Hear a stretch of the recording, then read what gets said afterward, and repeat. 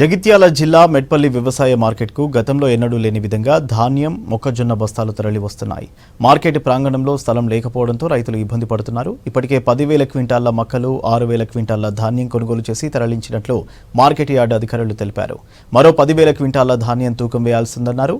Lorry కొరతతో ధాన్యం తరలింపు ఆలస్యం అవుతోందని చెబుతున్నారు అధికారులు.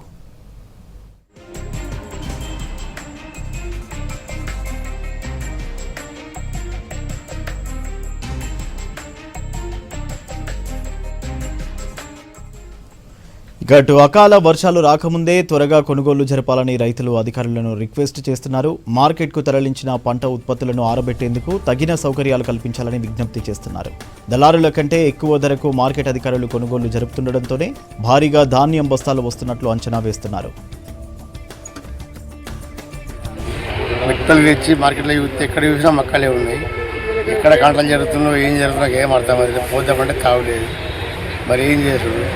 అటు సెంటర్ అటు జగసారో ఆ వెల్లులను అటు ఇటు పెడితే అక్కడక్కడ అయిపోతుండే, ఇక్కడ ఇబ్బంది కాకపోతుండే. ఇబ్బంది బాగా అయితే వడ్లకుతున్నాయి. అటు వడ్లకు తావలేదు, ఇటు మొక్కలకు తావలేదు. రైతులకు ఇబ్బంది చాలా అవుతుంది. దీని గురించి అధికారులను పట్టించుకోవాలని కోరుతున్నాం. నా పేరు గుజల రాజేందర్, మాది రాఘోపేట విలేజ్. మేము వచ్చి 4 రోజులు అవుతుంది. అంటే వాస్తవం ఏంటంటే మక్కలు కూడా పాస్ అయినాయి, బట్టి రెడీ చేసినాం. కానీ గన్ని సంచులు లేవని ఆపేస్తున్నారు. గన్ని సంచుల కొరత తీర్చి రైతుల బాగా పట్టించుకోవాలని గవర్నమెంట్ కోరుతున్నాం. మొక్కజొన్న కొనుగోలు కేంద్రం నిర్వహిస్తున్నాము. ఇప్పటి వరకు 10,000 క్వింటాలు కొన్నాము. 12,000 క్వింటాల వరకు పంపించినాము. 4,000 క్వింటాలు యార్డ్లో ఇందులో ఉన్నది. ఒక 2 to 3 days నుంచి లారీలు రావడం లేదు.